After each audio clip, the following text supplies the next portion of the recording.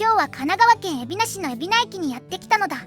小田急小田原線、相鉄本線、 JR 相模線の3路線が乗り入れるターミナル駅で、東京都心からおよそ1時間、横浜駅からは約30分なのだ。駅前に広がるのはビナウォークやララポート海老名といった大型商業施設。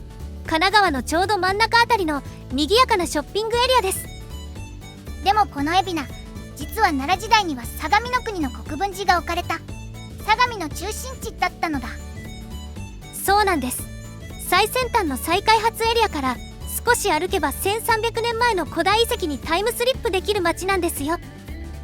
今日はそんな海老名を散策していくのだ。到着したのはちょうどビナウォークが開く午前10時頃。まずは駅の東口から散策スタートです。海老名駅は小田急相鉄の駅と少し離れた JR の駅に分かれていて、今いるのは小田急相鉄側の東口なのだ。ララポートは JR の駅がある西口側にあります。ペデストリアンデッキをまっすぐ進んだ先が大きなショッピングモールのビナウォークなのだ。建物に囲まれた真ん中には海老名中央公園が広がっていて、その奥に和風の塔も見えてるのだ。まずはあの公園まで歩いてみましょう。階段を降りた先にあるのが海老名中央公園。それを囲むようにビナウォークというショッピングモールが建っているのだ。公園に入ってすぐ手前にあるのが丸い野外ステージなのだ。歌やイベントが開かれる場所なのだ。海老名は生き物係のメンバーの地元なんです。本厚木駅前や海老名駅前での路上ライブから世に出たんですよ。2023年には新曲リリースを記念してこのビナウォークでフリーライブを開きました。数千人ものファンが集まったそうです。ステージから塔の方へ歩いていくと途中に噴水があるのだ。そこから水が流れて小さな川みたいになっているのだ。細かいミストも出ていて、この暑さだと歩くだけでひんやり気持ちいいのだ。子供たちの水遊びスポットになってるんですね。今日も楽しそうに遊んでる姿が見られました。そしてその先にそびえているのがこの公園のシンボルの七重塔なのだ。奈良時代にこの海老名にあった相模国分寺の七重塔を3分の1のサイズで再現したものらしいのだ。高さは約22メートル、3分の1でこれなので本物は推定でおよそ65メートルあったそうです。今のビルでいうと20階建てくらい。それが奈良時代に建っていたんですね。この再現された七重塔ができたのは1992年、海老名の市政20周年の記念なのだ。面白いのが順番で塔と公園の方が先なんです。その10年後、これを囲むようにビナウォークが建ったんですよ。じゃあモールの中に塔を置いたってわけじゃなくて、塔の周りにモールができたってことなのだ。変わった作りのショッピングモールだと思ってたから、そういうことなら納得なのだ。そして七重塔が実際に立っていた場所が歩いて行ける距離にあるんです。こうなったら本物の痕跡も見てみたいのだ。早速行ってみるのだ。ショッピングモールを離れて5分少々、住宅地の中を進みます。開けた場所があるのだ。きっとここなのだ。相模国分寺の跡って看板が書かれてるね。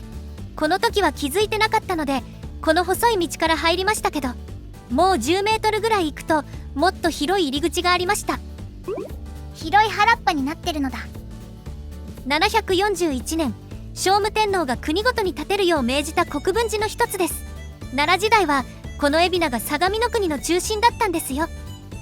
案内板によると、さっき見た七重塔は本当にこの場所に立っていたのだ。足元に残っているのが塔を支えていた礎石。土台は20メートル四方、その上に約65メートルの塔がそびえていたのだ。正直来る前はただの原っぱかなと思っていましたが、想像していた以上にしっかり痕跡が残されてるんですね。塔だけじゃなく、お寺の門やお坊さんが暮らした僧帽の跡まで当時の状況がイメージしやすく復元されてるのだ。お寺全体では東西240メートル、南北300メートル以上、法隆寺に似た配置のとても大きなお寺だったんです。これだけの史跡が住宅地の中に残されているってすごいのだ。この跡地、平安時代の後半には荒れ果ててお寺も別の場所へ移ってしまったんです。今もこうして見られるのは中山恒吉さんという人の力が大きいんですよ。明治から大正にかけて海老名の小学校で校長を務めた人で、この遺跡を調べて保存に力を尽くしたそうです。その活動があって1921年に国の史跡に指定されたのだ。学校の先生が守った奈良時代のお寺が今も原っぱになって残ってるってなんだかいいのだ。歴史と地元愛を感じる場所だね。そしてこの塔の復元模型が置いてある資料館がすぐ目の前にあるのだ。覗いてみるのだ。もともとは大正7年1918年に建てられた海老名村の役場なんです。長く役場として使われた後、郷土資料館になり、2011年に今の場所へ移築されました。2023年には国の登録有形文化財にもなったんですよ。中には相模国分寺の復元模型が置いてあるのだ。さっき見た七重の塔もちゃんと再現されてるのだ。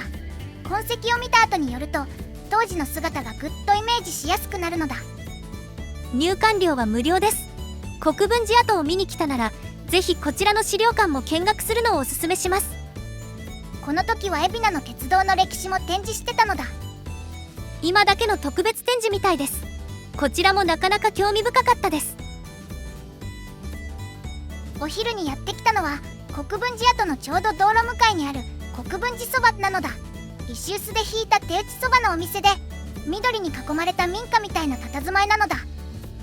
Google マップの口コミが1200件を超えるこの辺りでは評判のお店なんです。開店は11時なんですが、今はまだ11時を少し過ぎたところなのにもう店内はいっぱいで外に行列ができてたのだ。開店前から並んでいた人も多いみたいなのだ。人気店だけあってタイミングを逃すと待ちそうですね。僕も30分ぐらい待ったのだ。頼んだのはランチメニューの野菜の天ぷら定食なのだ。1650円なのだ。おそばに野菜の天ぷら、ご飯、サラダ、小鉢、そしてデザートまでついてくるのだ。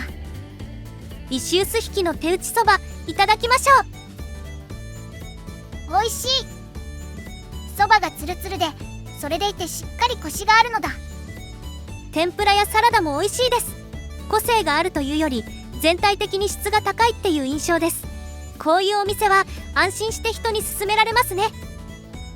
最後のデザートは豆乳プリンなのだ。そばの後のつるんと冷たい豆乳プリンがちょうどいいのだ。お一人で来てる方も意外と多くて誰でも入りやすいお店ですね。これは並んででも食べる価値ありなのだ。おそばのお店からまっすぐ歩いて5分ほど、そこに大きな木が立っているのだ。海老名の大けやき、神奈川県の天然記念物なのだ。ここは今の相模国分寺へと続く参道の入り口なんです。昔の大山街道沿いで人の行き来が多かった場所ですね。この木には面白い言い伝えがあるのだ。昔々この辺りまで海が入り込んでいた頃、漁師が船をつなぐために打ち込んだケヤキの杭、それが根付いてこんな大木になったと伝えられているのだ。そこから逆さケヤキとも呼ばれています。推定の樹齢はおよそ570年から580年、600年近いとも言われる巨木なんですよ。でも近くで見るとかなり傷んでるのだ。幹には大きな空洞があって板で覆われて支えの柱もいくつも入ってるらしいのだ。何度も落雷を受けて上半分が失われてしまったそうです。大正の頃は20メートルを超える高さで遠くからも見えたと言われていますが、今はその半分ほどなんです。満身創痍って感じなのだ。それでもこうして支えられながら今もちゃんと生きてるのだ。弱ってきた木を少しでも長く残そうと地元の人たちが手を尽くしているんですね。さっきの後もそうだったけど、海老名は古いものを大事に守ってる町なのだ。大けやきからまっすぐの場所に相模国分寺があるのだ。あちらに石段が見えてますね。さっき痕跡を見た奈良時代の相模国分寺の今に続くお寺なのだ。古代のお寺は火事や戦で衰えて後だけになってしまいましたが、その宝刀はこうして受け継がれているんです。残っていた薬師堂をもとにこの高台で再興されたお寺なんですよ。本堂の前にすごく背の高い木の柱が立ってるのだ。こんなサイズの柱初めて見たのだ。これは格闘馬といって供養やお祈りのために建てる木の塔なんです。表面にはご本尊の薬師如来様の御開帳と書かれていますね。御開帳とは普段は見られないご本尊を特別に開いてお参りできるようにする行事のこと。その御開帳の時に建てられた塔場ってことですね。本堂の横には鐘楼もあって、中の鐘が実は国の重要文化財なのだ。1292年鎌倉時代に作られた銅の鐘で、この地の海老名市の一族が寄進したものです。作ったのは物部の国光という名工で、鎌倉円覚寺にある国宝の鐘も手掛けた人なんですよ。東口の歴史巡りはこれで一区切りなのだ。ここからは駅の反対側、西口に回ってみるのだ。ちょっと距離はありますが、海老名駅まで戻りましょう。小田急相鉄の駅まで戻ってきたのだ。ここから西口側に向かっていくのだ。その西口の駅を出てすぐにあるのがロマンスカーミュージアム。2021年にできた小田急初の本格的な鉄道ミュージアムなんですよ。中は引退した歴代のロマンスカーがずらりと並んでいたのだ。一部の車両は座席にも座れるようになってました。4人で囲めるボックスの半個室にはテンション上がったのだ。グループや家族連れに人気だった席だね。ドーンと巨大なジオラマもあったのだ。新宿から箱根までの沿線が丸ごと再現されていて、ジオラマの中を走る模型列車を子供たちが操作してたのだ。ちなみにミュージアムにはカフェも併設されています。カフェだけの利用もできますし、お昼時だけあって賑やかでした。ペデストリアンデッキを降りてまっすぐ5分ほど歩くと、ひときわ目を引く建物があるのだ。